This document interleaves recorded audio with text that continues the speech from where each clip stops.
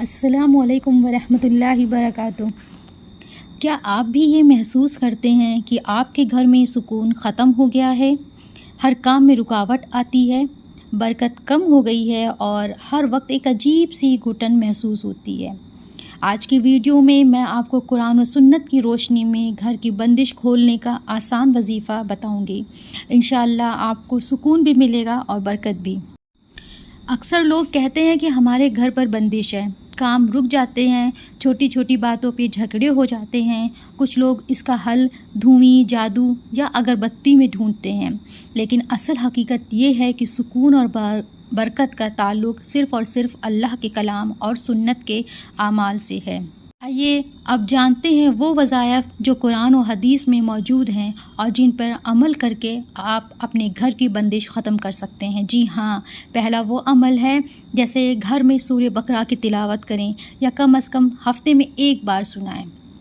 رسول اللہ صلی اللہ علیہ وسلم نے فرمایا کہ جس گھر میں سورہ بقرہ پڑھی جائے وہاں سے شیطان بھاگ جاتا ہے۔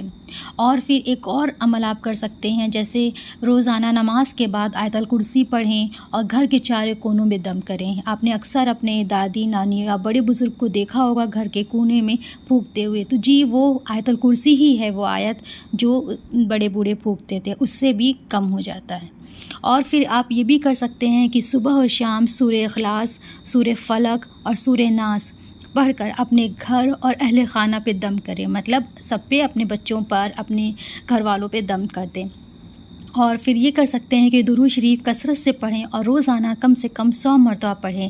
حسبنا اللہ و نعم الوکیل، حسبنا اللہ و نعم الوکیل، حسبنا اللہ و نعم الوکیل۔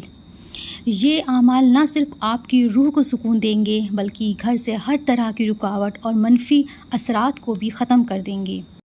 اچھا جی، ایک اور بات یہ ہے کہ صرف گھر کی برکت بڑھانے کے لیے صرف وظیفہ کافی نہیں ہے، بلکہ کچھ عملی اقدامات بھی ضروری ہیں، جیسے روزانہ گھر میں اذان دیں یا صفائی ستھرائی کا خیال کریں۔ جہاں پہ گندگی ہوتی ہے وہاں سے بھی جب رونق چلی جاتی، اس لیے اپنے گھر کو صاف ستھرا رکھیں، صدقہ و خیرات کریں اور سب سے بڑھ کر کہ ہر معاملہ اللہ پر توکل رکھیں، مطلب چھوٹی چھوٹی بات پہ چک چک نہ کریں، اس پہ ٹینشن نہ لیں، یہ سوچیں کہ اللہ پر توکل پورا رکھیں۔ اچھا جی، کچھ لوگوں کا مسکنسیپشن یہ ہوتا ہے کہ کچھ لوگ سمجھتے ہیں کہ اگر اگربتی یا دھوئیں جلانے سے بندش ختم ہو جاتی ہے۔ اکثر آپ نے دیکھا ہوگا کہ شام کے وقت کسی کے ہاں اگربتی کی خوشبو آ رہی ہے یا پھر کچھ ایسا مہک آ رہی ہے، خوشبو والی لوگ جلاتے ہیں۔ یہ صرف خوشبو یا ماحول کے لیے ہوتی ہے۔ یہ بندش کا اصل توڑ صرف اللہ کے کلام میں ہے۔ اگربتی جلا کے بہت سے لوگ دعا کرتے ہیں، تو یہ صرف ایک ماحول کو بنانے کے لیے ہے، نہ کہ یہ اگربتی جلانے سے کوئی کچھ اس کا قرآن سے کوئی ریلیشن نہیں ہے۔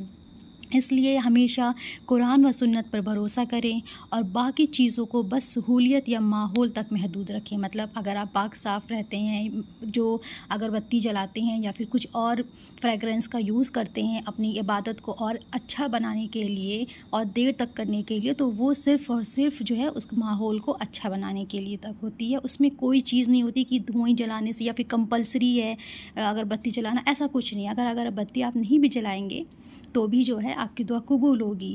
بس اگربتی جلانا یا پھر کوئی فریگرنس اچھا استعمال کرنے سے انسان کو تازگی، فریشنس فیل ہوتی ہے۔ آخر میں ایک بات یاد رکھیں کہ ہر رکاوٹ، ہر بندش، ہر مشکل کا حل صرف اللہ کے کلام اور اس کے ذکر میں ہے۔ اگر آپ چاہتے ہیں کہ آپ کے گھر کی بندش ختم ہو اور برکت واپس آ جائے تو قرآن و سنت کے ان وظائف پر عمل کریں، انشاءاللہ آپ خود فرق محسوس کریں گے۔ میری آپ سے ایک یہ درخواست ہے کہ یہ ویڈیو اگر آپ کو فائدہ مند لگی ہو، آپ کو کچھ بھی بہتر لگا ہو، تو اس کو لائک اور شیئر کریں اور مزید رہنمائی کے لیے میرے چینل کو سبسکرائب ضرور کریں۔ جزاک اللہ خیرہ۔ السلام علیکم ورحمۃ اللہ وبرکاتہ۔